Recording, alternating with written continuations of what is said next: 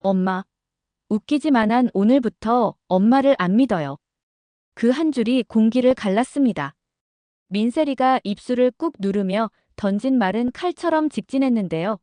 그 자리에 있던 민경채는 잠깐 숨을 삼키지도 못했습니다. 손끝이 얼얼해지고 눈앞이 하얘졌고 귓속에 피 흐르는 소리가 쿵쿵 울렸습니다. 민세리는 뒤로 물러서지 않았습니다. 큰언니, 아니 민경채 씨. 김 변호사님 책상 위에서 유전자 검사 서류. 제가 직접 봤습니다. 제 머리카락, 언니 칫솔. 결과가 딱 나왔더라고요. 불일치. 루시아가 그 순간 미소를 지었는데요. 싸움 구경꾼의 웃음이 아니라 오래 묵힌 매듭을 풀 각오를 굳힌 사람의 표정이었습니다. 루시아는 단정히 말을 잇습니다. 경채야, 오늘은 돌려 말 안 할게. 세리는 내 딸이었어. 그리고 방금 민 회장하고 정리했어. 이혼 도장 찍었고 내가 세리 데리고 나간다. 말은 짧았지만 여운이 길었고 여운 끝자락에는 귓속을 긁는 분노가 퍼졌습니다. 복도 끝에서 지켜보던 민지섭의 눈빛이 바뀌더니 오랫동안 눌러왔던 모욕감이 폭발했는데요. 몇 시간 전 회장실 문틈으로 흘러나온 대화를 그는 그대로 들었습니다. 오빠는 지금 자리도 과분해. 홈앤마트 본부장 정도면 딱이지. 그 조롱 섞인 한 줄이 민지섭의 자존심을 바닥까지 끌어내렸습니다. 경채, 넌 오늘 내 선을 넘었어. 민지섭이 이를 갈며 말하는데요. 말과 동시에 그의 복수는 시작됐습니다. 루시아는 민지섭의 결심을 눈으로 읽었습니다. 지섭님, 제가 부탁 하나만 할게요. 오늘부터 우린 같은 편이었으면 좋겠어요. 힘을 모아야 사람 하나를 무너뜨릴 수 있거든요. 민지섭은 짧게 고개를 끄덕였습니다. 루시아 씨, 내 집은 전부 넘길게요.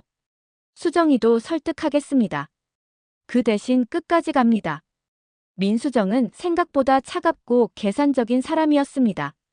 손익을 잰 뒤 고개를 끄덕였고 그날 밤 늦게 루시아에게 메시지를 보냈습니다. 조건 받았어요. 부회장 직함, 해외법인 총괄권한. 주총날 표 던질게요. 민수정의 선택은 단순한 거래가 아니었습니다. 그는 민강유통의 판도를 통째로 갈아엎는 스위치를 쥐고 있었죠. 문태경은 책상 위에 올려둔 USB를 만지작거리다가 한숨을 길게 내쉬었습니다. 스크린 속 폴더 이름은 간단했습니다. 도원 실업특허 탈취 내부 기록 원본. 복수로 시작한 길이 왜 자꾸 되돌아보게 만드는지 태경은 스스로도 설명을 못했는데요. 한편으로는 한기철이라는 이름을 도려냈던 세월을 떠올렸고 다른 한편으로는 문태경이라는 가명으로 쌓아 올린 관계들을 떠올렸습니다. 그 끝에는 루시아의 낮고 단단한 목소리가 있었습니다. 태경 씨, 사람을 무너뜨릴 땐 칼보다 기록이 유효하더라고요. 증거로 갑시다. 그 밤 김선재에게 도착한 한 통의 퀵서비스가 모든 탁자 위를 뒤엎었습니다. 하얀 봉투 속에는 유전자 검사 결과 한 장과 핸드폰에 저장된 목소리 파일이 들어있었는데요. 민경채 세리 친자 불일치. 선재는 그 한 줄을 보고도 처음엔 믿지 않았습니다. 손이 떨려 파일을 눌러보니 녹취 속 목소리가 그의 뇌를 쳤습니다. 오빠 쓸모는 거기까지야. 주총 끝나면 해외 발령. 익숙한 억양, 익숙한 냉소. 민경채였습니다. 선재는 의자를 밀치고 일어났습니다. 그의 자존심은 늘 권력의 온도에 맞춰 움직였지만 딱 하나 뜨거운 자리만큼은 오래 비어 있었습니다. 미소. 그 아이의 영정 앞에서 한 번도 제대로 울지 못했던 남자의 빈자리. 만약 세리가 루시아의 딸이면 내 딸이 아직 살아있었다는 거네. 선재는 이익과 속죄 사이에서 단 한 번 진지하게 멈춰 섰습니다. 그리고 방향을 틀었습니다. 백설이 아니 루시아. 딜하시죠. 당신이 회장 되면 날 사장으로. 대신 경채 쪽 정보 전부 넘깁니다. 루시아는 조건을 받아들였습니다. 거래를 탓하지 않았습니다. 거래가 때로 사람의 속마음을 더 정직하게 드러내기도 하니까요. 대신 루시아는 선재에게 단서를 박았습니다. 한 번만 배신하면 끝입니다. 그리고 미수 앞에서 진심으로 사과하세요. 그게 첫 번째 업무예요. 선재는 짧게 고개를 숙였습니다. 그 숙임이 진심인지 계산인지는 아직 아무도 모르는 상태였지만 적어도 방향은 바뀌었습니다. 다음 날 아침, 민강유통 로비는 웅성거렸습니다. 임시 주주총회 소집 통지가 급박했고 회장 직무대행 정지 안건이 첫 타였습니다. 민경채의 계획이었죠. 루시아를 책상에서 끌어내리고 지분을 묶어 표결로 덮어버리려는 시도. 그런데 상상보다 빨리 판이 기울었습니다. 스크린에 뜬 지분표가 낯설었거든요. 루시아 7 민지섭 7 민수정 7 스텔라 장 6기타우호 4 31%. 민경채의 15%와 오판술 자녀분으로는 이길 수 없는 수치였습니다. 민경채는 그 자리에서 통화를 걸었지만 오판술의 번호는 묵묵부답으로 꺼져 있었는데요. 오판술은 이미 밤새 고민하다 루시아 쪽 봉투를 열어본 뒤였습니다. 도원실업 탈세 정황 증빙, 내부 거래 자료 사본, 그리고 한 줄 메모 2번 한 번 정직하게 가시죠. 오판술은 손으로 얼굴을 쓸어내리고 고개를 끄덕였습니다. 이번엔 깨끗하게 가자. 늦었어도. 그 시간 병원에서는 다른 일이 벌어지고 있었는데요. 민두식의 손가락이 미세하게 움직이더니 눈꺼풀이 떠졌습니다. 공 실장이 놀라 버튼을 누르며 외쳤죠. 회장님, 오늘 주총날입니다. 민두식은 욕조처럼 차가운 생각에서 갑자기 뜨거운 피로 튀어나온 사람처럼 상체를 일으키며 숨을 몰아쉬었습니다. 옷. 그 한마디에 다들 말렸는데요. 민두식은 고집을 꺾지 않았습니다. 내 회사야. 내가 가. 회의실 문이 열리는 순간 모든 시선이 한 곳으로 쏠렸습니다. 민두식. 누군가는 반가움으로, 누군가는 공포로, 누군가는 계산으로 그를 맞았습니다. 민두식은 단상에 서서 마이크를 잡습니다. 주주총회 시작 전 한마디. 그의 눈빛은 다 부서진 유리처럼 반짝였고 목소리는 생각보다 낮고 굵었습니다. 나는 아직 살아있다. 그리고 내 앞에서 내 사람들을 쓰레기처럼 굴린 자 오늘 끝까지 봐. 그 내 사람이라는 단어에 민경채가 가볍게 흔들렸습니다. 동시에 민지섭의 눈가엔 냉소가 번졌고 민수정은 눈동자를 고개 숙인 채 움직이지 않았습니다. 루시아는 무표정했습니다. 민두식의 다음 말은 칼날이었습니다. 경채. 내 딸이냐? 회의실에 숨이 멎었습니다. 민경채는 한 걸음 앞으로 나와 고개를 숙였습니다. 아버지, 지금은 대답. 그 두 글자에 경채의 입술이 말라붙었습니다. 그때 문이 다시 열리고 공 실장이 들어왔습니다. 손에 봉투를 들고 있었고 얼굴은 종이처럼 하였습니다. 회장님 더는 숨기면 안 될 것 같습니다. 공 실장은 봉투를 민두식에게 건넸고 민두식은 손을 떨며 꺼내 읽었습니다. 친자 확인 불일치. 민셀이 친자 일치 백설이. 서류의 활자가 회의실 공중에서 하나씩 떨어지는 것처럼 보였습니다. 공 실장. 민두식의 목소리는 긁힌 쇳소리였는데요. 공 실장은 고개를 숙였습니다. 20해 전 아이들이 같은 날 태어났습니다. 한 아이는 오래 인큐베이터에 있어야 했고 전 그때 잘못된 선택을 했습니다. 공 실장의 속삭임 같은 고백은 변명 없이 끝났고 눈물만 바닥으로 떨어졌습니다. 루시아는 그제야 경채를 바라봤습니다.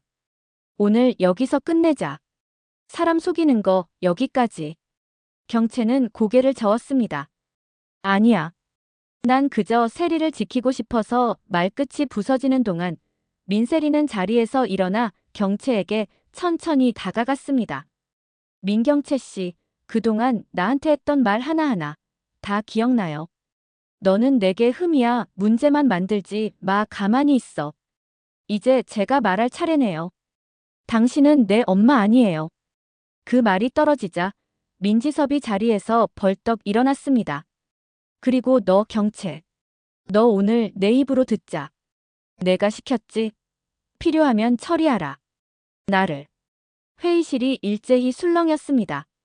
민경채는 얼굴이 굳어버렸고 김선재는 팔짱을 끼고 비틀린 웃음을 지었습니다. 경채야, 너 참 대단하다. 오빠를 없애라니. 근데 말이야, 너의 가짜 족보 덕분에 나도 정신이 번쩍 들더라. 난 이제 설이 아니, 루시아 편이다. 문태경은 그 타이밍을 놓치지 않았습니다. 스크린에 프레젠테이션이 뜨더니 도원 실험 날짜표, 내부 결제인, 특허 이전 로그, 비자금 흘러간 계좌 흐름도까지 이어졌습니다. 30년 전 기록입니다. 회장님, 오늘 여기서 법 앞에서 시작하시죠. 태경의 목소리는 감정이 낮게 깔렸지만 내용은 차갑게 명확했습니다. 민두식은 스크린을 뚫어져라 보다가 아주 느리게 눈을 감았다가 떴습니다. 좋다. 도망 안 간다. 오늘 끝내. 주주총회 안건은 의미를 잃었습니다. 표보다 앞선 건 사실이었고 사실 앞에서는 의결이 변명으로 보였거든요. 그럼에도 절차는 절차였죠. 사회자가 떨리는 목소리로 선언했습니다. 안건 1회장 직무대행 정직원. 표 계산이 돌아가는 동안 민수정이 손을 들었습니다. 잠깐만요. 표 던지기 전에 확인할 게 있어요. 민지섭 씨, 오빠는 어느 쪽? 민지섭이 돌아보며 웃었습니다. 난 내 가족을 품어줄 편에 섭니다. 그래서 루시아. 표가 닫히자 수치가 떴습니다. 가결. 회장 직무대행 정지. 루시아는 자리에서 일어나 아무 감정도 보여주지 않았습니다. 승리의 뽀글거림을 굳이 연출할 필요가 없었죠. 숱한 밤을 지나 여기까지 온 사람에겐 환호보다 정리가 먼저니까요. 그 순간 민경채가 마지막으로 몸을 던졌습니다. 세리, 넌 내 딸이야. 내가 낳았어. 민세리는 고개를 저었습니다. 낳았으면 뭐해요? 버렸잖아요. 손으로, 말로, 시선으로. 나는 늘 당신에게 불량품이었어요. 근데요, 루시아 엄마는요. 날 한 번도 불량품 취급 안 했어요. 엄마라는 호칭이 루시아의 가슴을 쿵 하고 치고 지나갔습니다. 루시아는 입술을 깨물고 고개를 끄덕였는데요. 눈가에 맺힌 반짝임을 삼켰습니다. 아직 울 타이밍이 아니었습니다. 사회자가 두 번째 안건을 읽어내려가려던 찰나 문이 또 열렸습니다. 기자들이 우르르 밀려 들어왔고 플래시가 터졌습니다. 문태경이 기자들에게 봉투를 나누어 주며 말했습니다. 도원 실업 사건, 오늘 공개합니다. 그날의 내부 문서 전부요. 민두식은 고개를 들어 정면을 바라보다가 천천히 마이크를 잡았습니다. 민두식. 비자금 조성, 사문서 위조, 협박 공모 모두 인정한다. 책임, 법정에서 받겠다. 회의실은 순간 조용해졌고 그 정적 속에서 무너지는 소음이 각자 가슴 안쪽에서 났습니다. 그 뒤는 빠르게 흘렀습니다. 검찰 조사 소환 통지가 왔고 이사회는 비상체제로 전환됐습니다. 스텔라 장은 침착하게 다음 단계를 정리했고 오판술은 마지막으로 서류 하나를 더 건넸습니다. 이건 내 거짓의 끝자락입니다. 이제부터는 깨끗이 갑시다. 그리고 밤. 모두가 빠져나간 회의실에 세 사람만 남았습니다. 루시아, 문태경, 민세리. 전등 불빛이 조금 낮아져 있었다가 루시아의 숨이 고르게 들렸습니다. 세리야. 부르는 소리만으로도 눈물이 톡 떨어질 것 같았지만 세리는 애써 웃었습니다. 엄마, 저 괜찮아요. 오늘은 좀 아팠지만 괜찮아요. 문태경이 옆에서 조용히 말했습니다. 둘 다 오늘은 여기까지요. 내일은 절차가 많아요. 그때 문이 벌컥 열리며 김선재가 들어왔습니다. 그는 숨을 고르고 루시아 앞에서 무릎을 꿇었습니다. 미소. 그리고 세리. 내가 평생 지고 가겠습니다. 용서하란 말 안 해요. 시켜만 주세요. 무엇이든.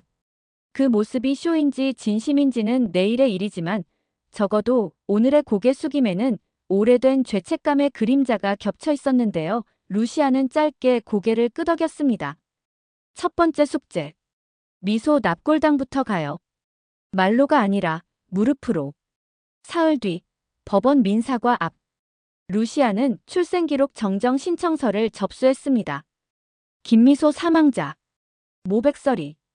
김민세 개명 전 민세리. 모백설이. 공문서 위 활자가 제자리로 돌아오는 그 순간 루시아는 비로소 입술을 풀고 긴 숨을 내쉬었습니다. 진실은 말보다 서류가 길고 눈물보다 나린 도장이 무겁다는 걸 그는 오래전부터 알고 있었는데요. 오늘에서야 그 사실이 살이 되어 닿았습니다. 같은 시간 구치소 접견실. 민두식과 문태경이 마주 앉았습니다. 유리창을 사이에 두고 전화기를 들었는데 말은 조금 늦게 나왔습니다. 민두식이 먼저 입을 열었습니다. 태경아. 그 이름을 부르는데 아주 오래 걸렸습니다. 태경은 고개를 살짝 숙였습니다. 네. 고맙다. 살려줘서. 그리고 미안하다. 그 사과가 모든 죄를 덜어주는 일은 아니었지만 적어도 인간이 다시 인간을 향해 내미는 최소한의 손짓은 되었습니다. 태경은 한숨을 섞어 말했습니다. 여기서 시작합시다. 끝이 아니라. 민강유통은 이사회 결의를 거쳐 새 경영체제를 공표했습니다. 회장 루시아 백설이, 부회장 민수정, 총괄본부장 문태경. 악의적 흑자가 사라지고 회계 라인이 투명하게 바뀌었으며 호맨마트는 납품단가 구조를 재설계했습니다. 내부 게시판에 첫 문장이 올라왔습니다. 이익 이전의 원칙. 직원들 사이에서 웅성거리는 소리 대신 고개 끄덕이는 소리가 조금씩 늘었습니다. 민경채는 조용해졌습니다.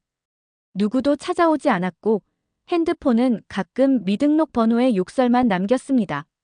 거울 앞에 서면 자신도 낯설었고 꿈을 꾸면 신생아실 유리창 너머 울음소리만 맴돌았습니다. 하루는 스스로 문을 열고 공 실장을 찾아갔습니다. 왜 그랬어? 싸움이 아니라 묻는 목소리였습니다.